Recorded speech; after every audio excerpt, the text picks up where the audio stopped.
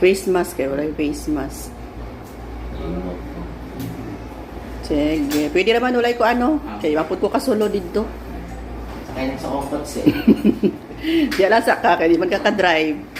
Ay, ako lang mag-close, ana. Ako lang, sir. Thank you. Hello, mga sisi. Magandang araw.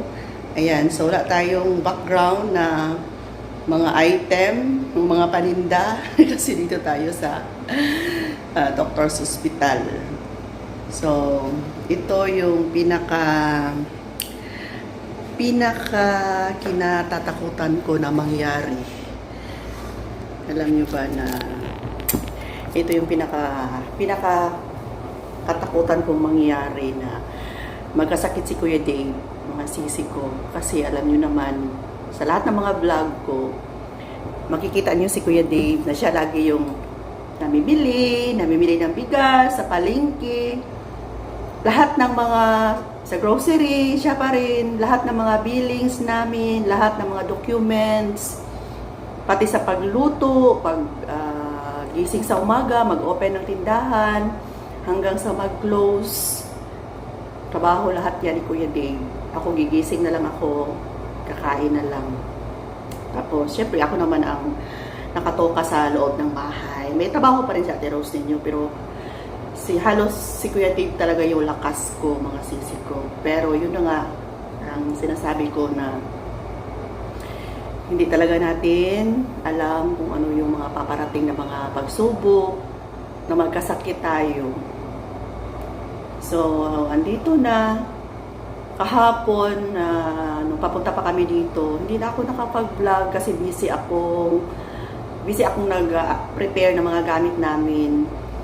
Ginising ako ni Kuya Dave, mga 9 niya pa talaga ako ginising na early pa, may problema na pala siya sa kanyang tiyan.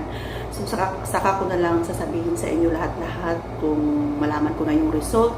And please, mga kasari, mga sisi ko, samahan nyo kami sa prayer na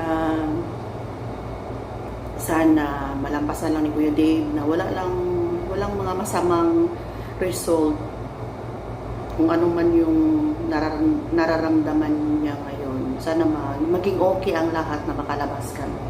So sa ngayon, mga sisi ko, close ang tindahan. Wala talaga kaming maasahan na magbantay kasi kita nyo naman, dalawa lang kami ni Kuya Dave palit-palit sa tindahan. Kasi Kring din kasi may trabaho sa gabi, kaya tulog siya ngayon. Pupunta si Kring dito mamaya, mga alas 3 pa ng hapon. Dadalhan ako ng pagkain dito. Pero kung morning naman, okay na sa akin na tinapay. So, wala din akong mapag-iwanan kay Kuya Dave dito. Hindi ko iasa sa iba yung pagbantay kay Kuya Dave. Kasi lagi akong nakamonitor sa mga nurse kung ano yung mga tinutusok na mga gamot kay Kuya Dave. Kailangan pa rin natin yung i-monitor kasi minsan magkakamali talaga sila. So, kanina, sa intro pa lang, okay naman si Kuya Dave. Nakakatayo naman. Pero natatakot ako, mga sisi ko, kasi basta kinuha siya para ultrasound ng kanyang tiyan. So, ibabalik lang siya ngayon. Hindi na ako sumama kasi hindi naman ako makapasok doon sa loob ng ultrasound.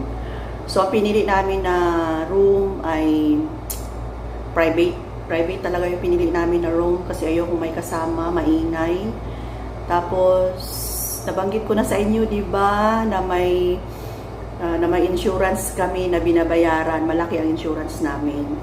Pero ngayon, nagamit talaga mga sisi ko. So, ang kagandahan lang pag may insurance ka, kapag ganito, ma-admit ka, wala kang down payment kahit na nasa private room ka. Yan, so kung ano man yung mga test, yung mga laboratory, mga sisi ko, so sila na lahat.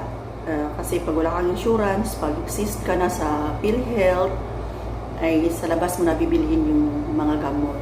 So, ang advice ko sa inyo, kasi experience ko na talaga ito, napaka-importante na may health insurance talaga tayo isa-isa mag-asawa.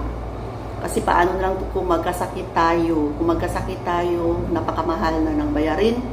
Yung mga anak natin, wala pa silang kakatapos lang ng pag-aaral, yung iba nag-aaral pa, saan sila kukuha ng pangbayad kung wala tayong naipon, kung wala tayong insurance, paano na lang.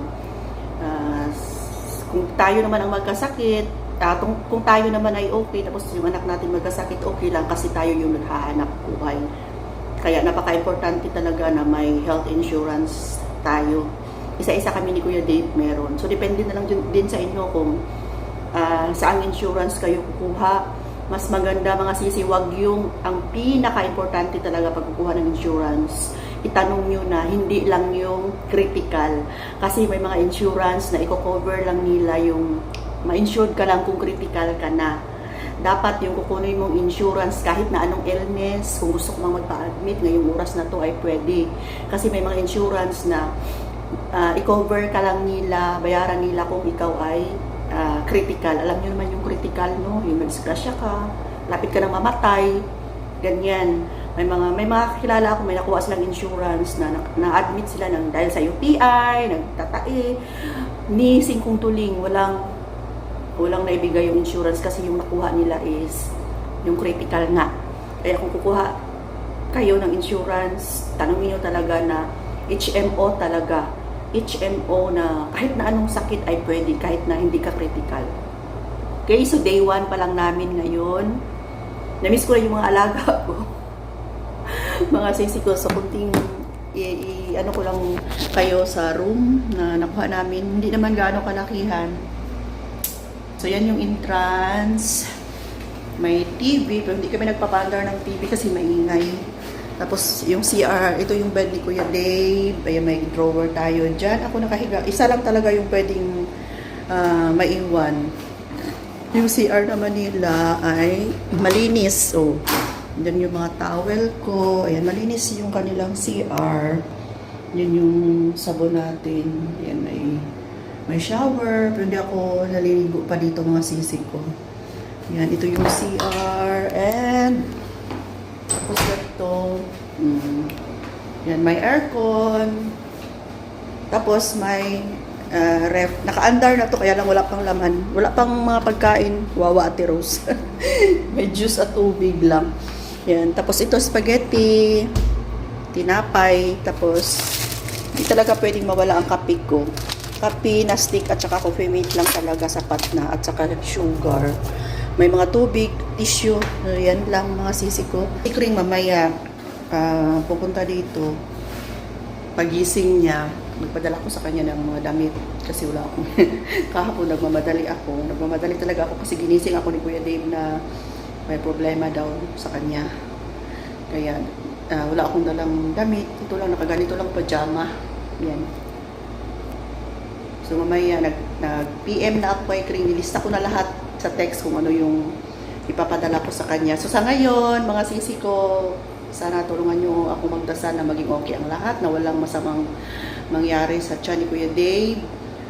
So tuloy-tuloy po tayo dito. Day 1 ito ngayon na nag-vlog ako. Update ako sa inyo para hindi naman lahat ng nasa tindahan lang halos tayo lagi. Syempre kung ano yung nangyayari sa buhay natin ay share ko sa inyo. Alam kong nasa more than 500 kayo araw-araw na sumusubaybay sa buhay namin ni Kuya Dave.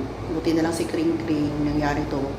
Nakagraduate na siya, may kunting ikita na kahit papano. Makabili na siya kung ano yung mga kunting pangangailangan namin. So sa ngayon, wala kaming gasto kahit ni piso kasi sa insurance nga. Okay, so hihintayin ko pa si Kuya Dave na ibabalik galing ultrasound. So maraming salamat. See you next vlog. Sa day 2 ng ating buhay dito sa loob ng hospital.